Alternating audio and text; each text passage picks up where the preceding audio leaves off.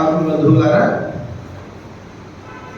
సనాతన హిందూ ధర్మాన్ని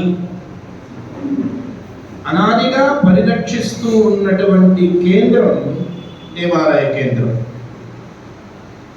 గ్రీకులు లాంటి వారు భారతదేశంలోకి ప్రవేశించిన తర్వాత ఈ ధర్మాన్ని, సంస్కృతిని, సంప్రదాయ ఆచార వ్యవహారాలన్నింటినీ కూడా చూసి తన్మయులైపోయారు. వారు ఇక్కడ నుండి అనేక విషయాలు నేర్చుకున్నారు.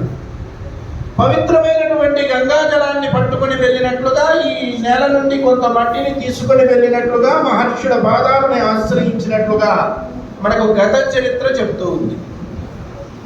ఆ తర్వాత వచ్చినటువంటి మహమ్మదీయ పాలకులు ఎవరైతే ఉన్నారో వారి ఈ దేశానికి రావటం అంటూ ఈ సంపద గురించి, ఇక్కడ ఉన్నటువంటి వైభవాన్ని గురించి, వీటన్నింటినీ కథలుగా విని ఈ దేశంలోకి ప్రవేశించడం, ఇక్కడికి వచ్చిన తర్వాత ఈ సంపదకు మూల కేంద్రమైనటువంటి దేవాలయాన్ని చూసి వారికి కన్ను పుట్టడం, ఇవంతా కూడా మనకి చరిత్ర చెప్తున్నటువంటి పాఠాలు. దోచుకుని వెళ్ళవచ్చు, తీసుకొని వెళ్ళవచ్చు, ఇవన్నీ జరగవచ్చు. కానీ